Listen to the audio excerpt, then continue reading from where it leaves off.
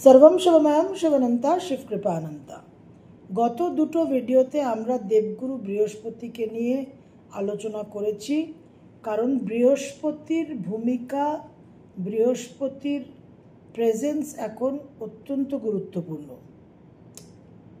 সামনে 18ই অক্টোবর ধনতেরাসের দিন ছাপ্পার ফারকে বৃহস্পতি আসছেন তার উচ্চ স্থানে, এক্সল্টেড সাইনে।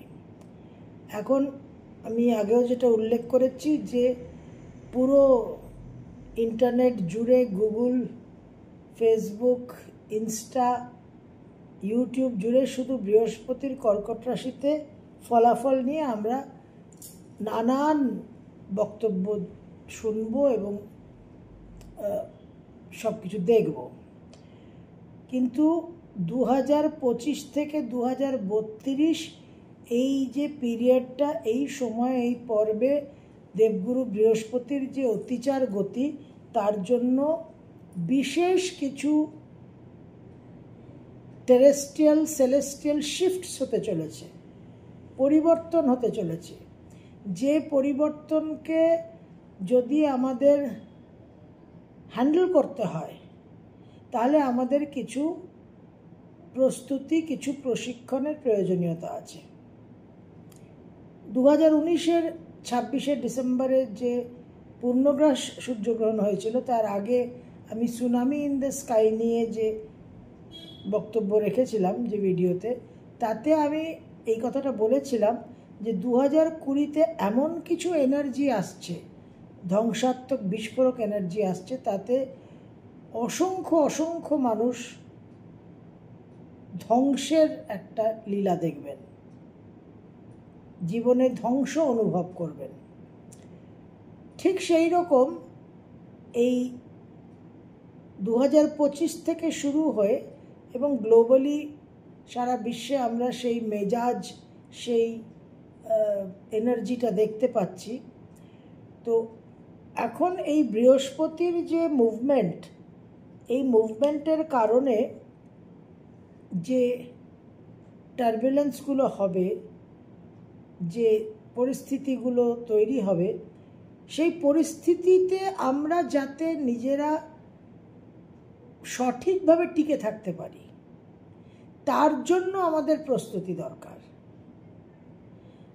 আপনারা জানেন, আমি সবসময় একটা কথা বলি যে রাশিফল অর্থাৎ গ্রহ সঞ্চার বা গ্রহ গতি পরিবর্তন বা গ্রহ যোগের কারণে যে প্রভাবগুলো আমরা নিজেদের জীবনে অনুভব করব, সেটা কিন্তু আমাদের প্রারব্ধ অনুযায়ী, আমাদের নিজস্ব ব্যক্তিগত চার্টে, হরোস্কোপে এক একটা গ্রহের কি ক্ষমতা আছে, কতটা সেই গ্রহ ইতিবাচক, কতটা সেই গ্রহ নেতিবাচক, তার উপর নির্ভর করবে।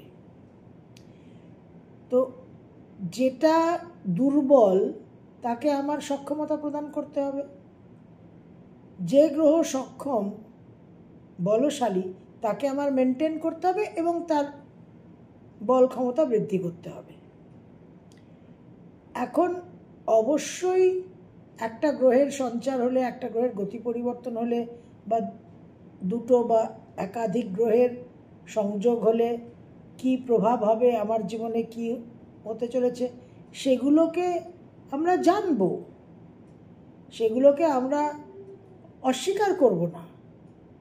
কিন্তু সেই তথ্যটা এক্সট্রিমলি লেস ইম্পর্ট্যান্ট,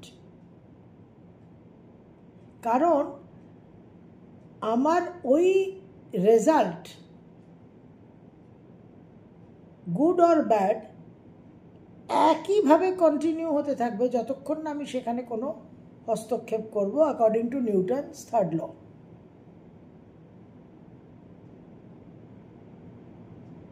তো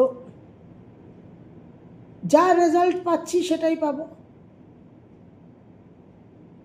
বরঞ্চ খারাপটা আরও খারাপ হবে।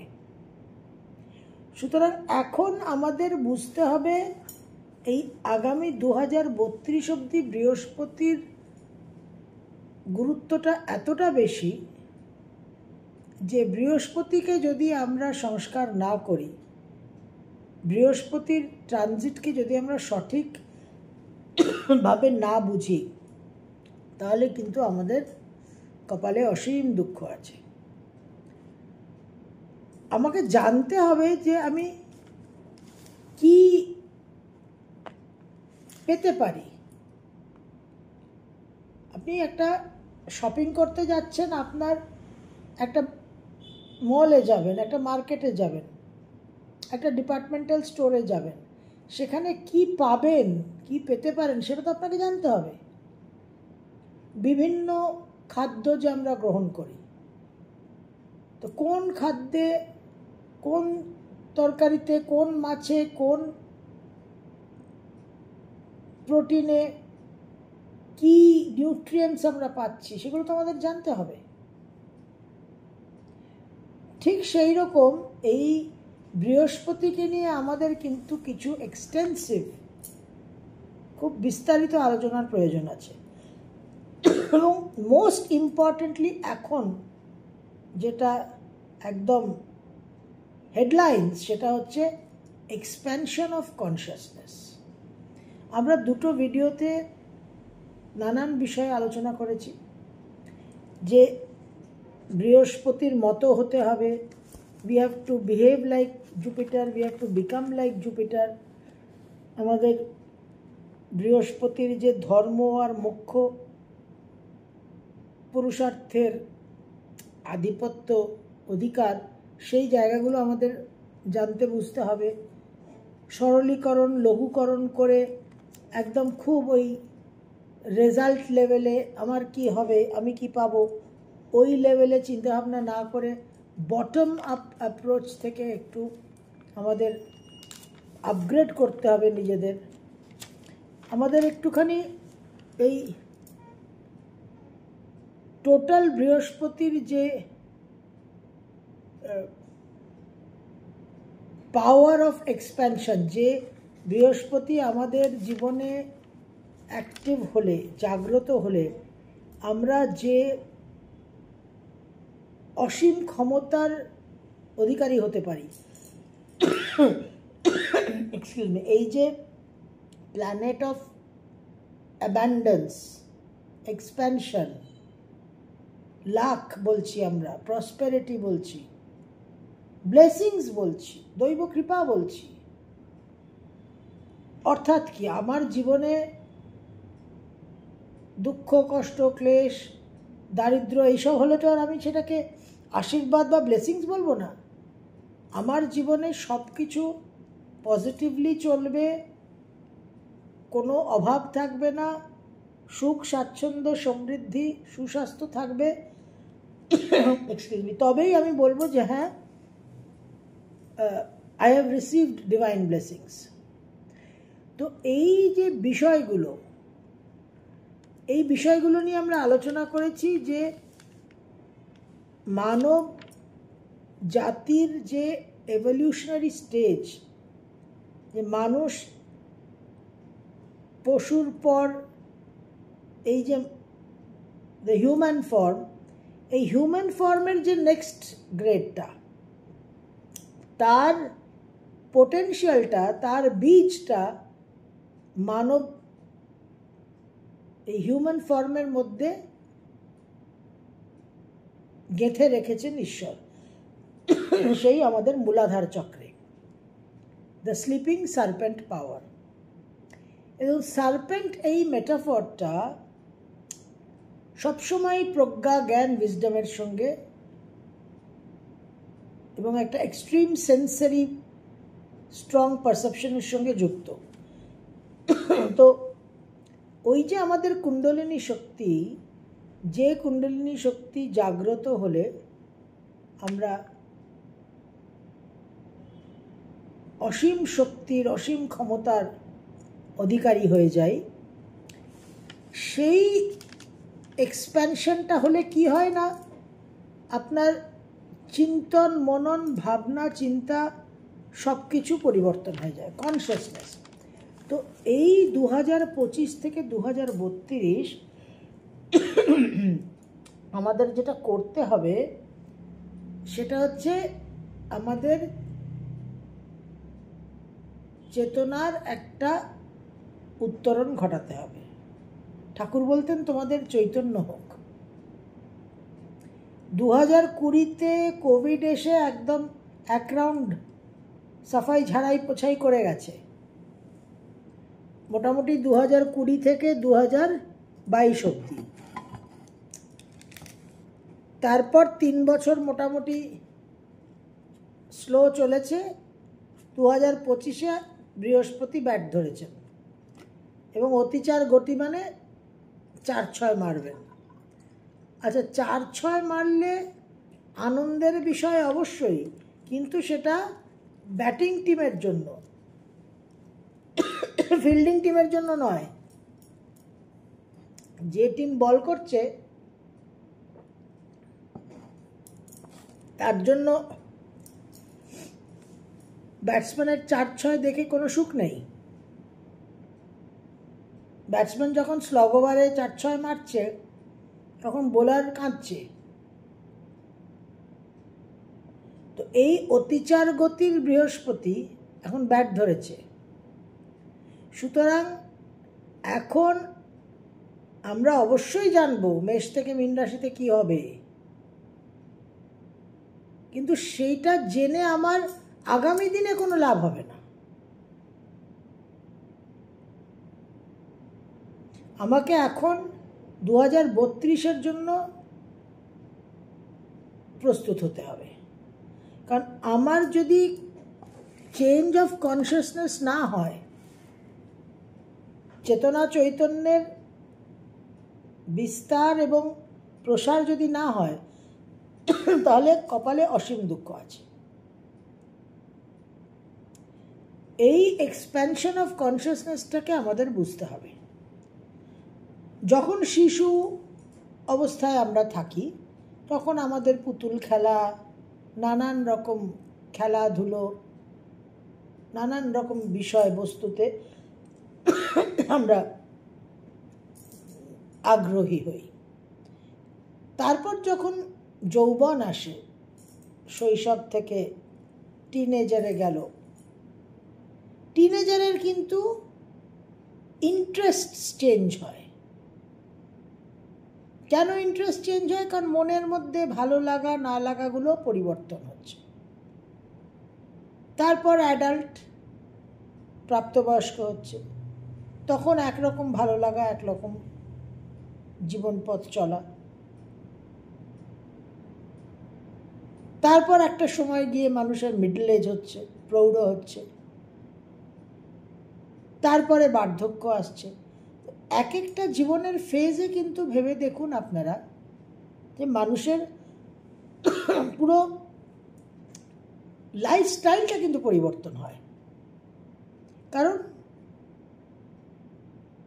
দৃষ্টিভঙ্গি, যা একই জিনিস দেখছি কিন্তু দেখার মধ্যে একটা পরিবর্তন এসে যাচ্ছে।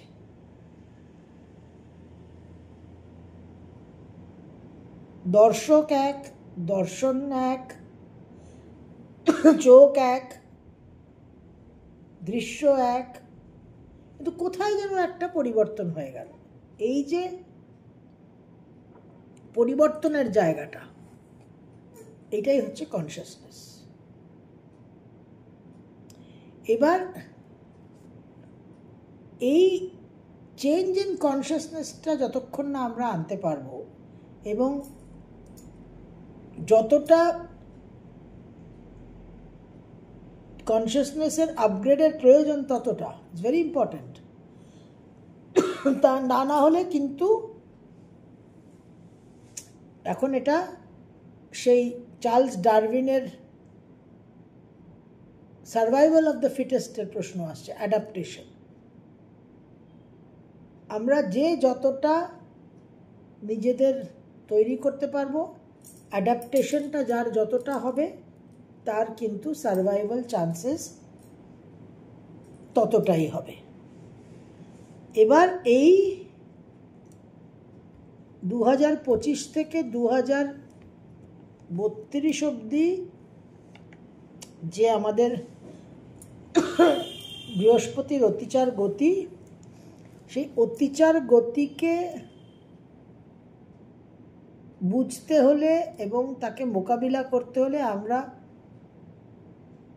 বৃহস্পতির সম্বন্ধে আমাদের যে ধ্যান ধারণা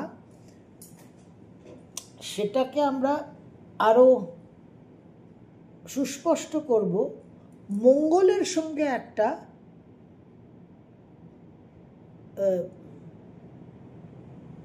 বৃহস্পতিকে সংযুক্ত করে in association with Mars we will discuss Jupiter. তাহলে বৃহস্পতিকে বুঝতে আমাদের সুবিধা হবে। বৃহস্পতি গুরু, মঙ্গল যোদ্ধা, ভেরি সিম্পল।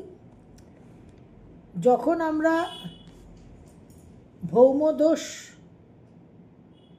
দেখছি তখন আমরা বলছি যে ভৌমদোষে মঙ্গলের উপর যদি বৃহস্পতির দৃষ্টি থাকে তাহলে বৃহস্পতি সেই ভৌমদোষের কুপ্রভাবকে অনেকটা হ্রাস করতে সক্ষম হয়